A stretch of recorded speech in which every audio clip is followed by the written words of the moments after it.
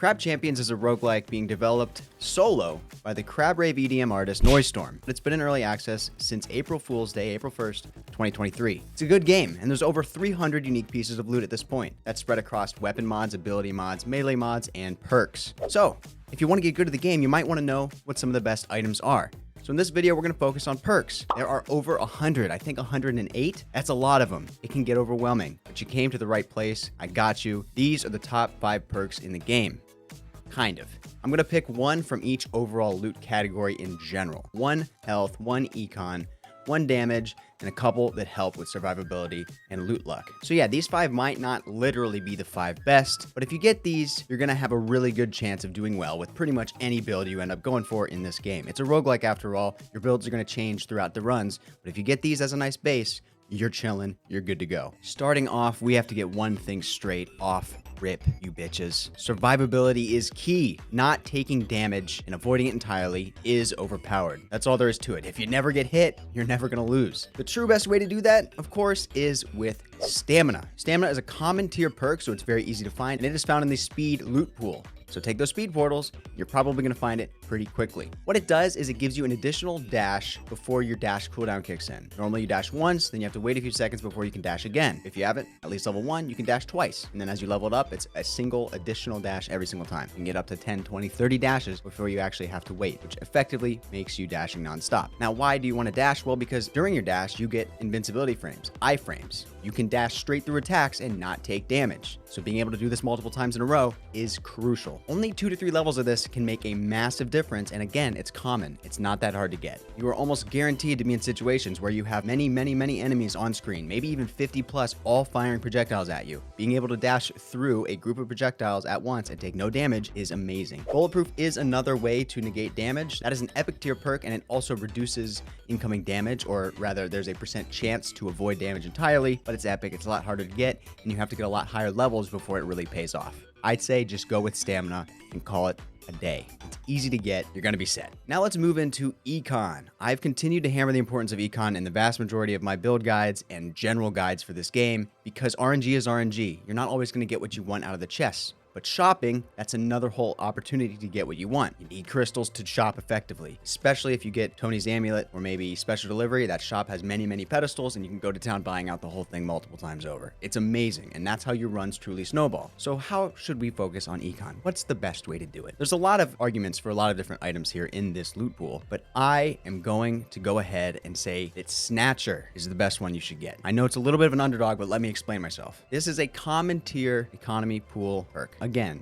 easy to get. It's a 75% additional crystals per elimination at close range. Close range is not firmly defined in the game, but there's been community testing, and it's about the range of what an aura would hit, which, by the way, not that close. It's actually pretty far. Chances are the vast majority of your elims in this game are going to be within this close range in air quotes, right? So it's pretty much a 75% buff. We also get a 75% buff with an epic tier called bonus crystals, and there's no range requirement involved, but it's epic. So again, you're not going to find it as often, and I just don't think it's worth holding out for many islands to finally get lucky and get that when you could just grab Snatcher in the first biome potentially and have that stacking and rolling. It's just easier. Someone could probably do the math and prove that Paycheck does outscale Snatcher in the long run. I'm sure of it, but we're not talking about the craziest long runs. We're not going to Island 1000. These are normal runs, normal difficulty, nightmare difficulty for normal people, right? If you're the best in the game, yeah, you're gonna have multiple items. But if you just want one and it's easy to get, find Snatcher. Also, by the way, if we're being real with ourselves, Money Shot is the best econ item in the game, but that's a weapon mod, not a perk, so we're not talking about it here today. Now let's move on to healing. This is a big one. You are probably eventually going to take damage, so it'd be nice if you had a nice big pool of max HP, and a little bit of damage here and there doesn't end your run. This is another hotly debated pool of loot because there's a lot of different ways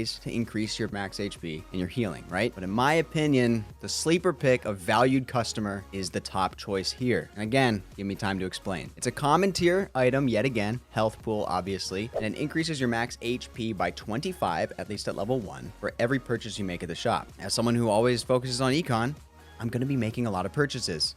This is going to snowball. You could also say, hey, what about Fortitude? Nope. That's also 25 HP, and that's every island. Okay, let's do simple math. Normal run. loop or two. Island 50 something, maybe 70 something, 80. Are you going to be making 80 islands or 80 shop purchases? My money is on the shop purchases being a higher count by the end of your run, which means it's proccing more times And if it scales the exact same, you're going to get more max HP out of Valued Customer than Fortitude. So that's why this is my pick. I know it's a little bit of a sleeper, like I said, but try it out. You will notice a big difference when you have this one. Obviously, it's not the only thing that can help with your health, but it is huge and highly slept on. Finally, let's move into some damage perks. These are a little bit harder to distinguish because they're all so good. For me, there's 3 big epic tier damage perks that most people try to focus on most of the time. And if you have 1 or 2 of these, you are set with your global damage as a great base for any build. But I'm gonna give it a tie, and that tie is between Checklist and Collector. The third one is Gemstone. We'll talk about that in a second. Checklist increases your global damage by 1% for every 25 kills you get,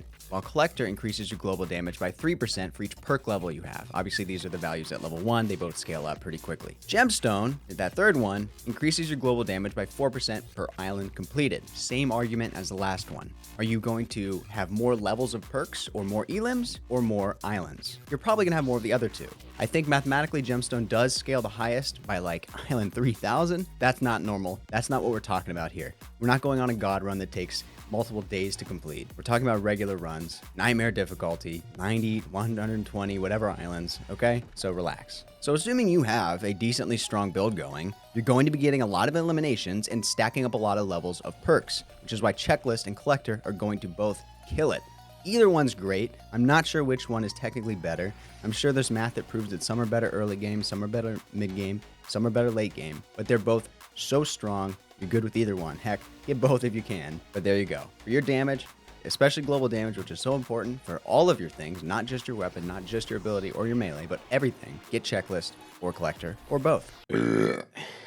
All right, last but not least, it'd be crazy not to talk about RNG and loot luck. Because, let's face it, the more options you have and the more loot you get, the better your build is going to be, even if those options aren't perfect. That's why I'm going with big chests here. Big chests at level 1 just gives you an extra item option per chest. And every single next level gives another option. So you got level 10, you got 10 extra options, 13 total. Coral Amulet, the relic, is essentially just big chest level 3. Obviously that's great, but we're talking about perks here today. Yes, it's an epic tier item, and it's in the skill loot pool for some reason, so it's not the easiest to find, but when you do find it, even at level 1, it is an instant buff to your ability to build, craft, and get what you actually want in this game. Driller's another great choice here. It's only common, so much easier to find, and it's in the luck portal instead, so if you just want more total pieces of loot, Driller's great. Remember, Driller has an increased chance to spawn loot when you break a destructible, like crystals, like the rocks, etc., but it's still not quite the same as just flat out having an additional choice from the chest portal that you picked, which is just so key for build crafting.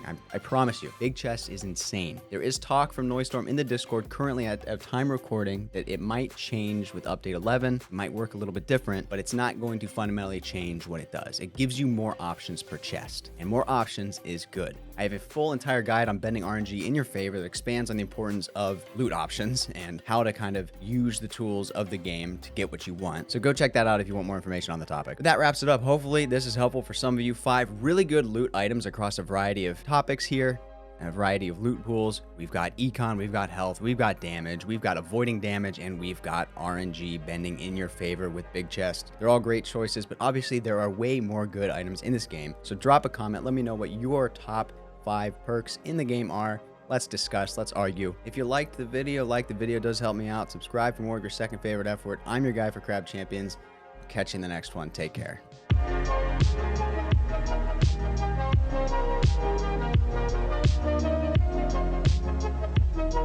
back.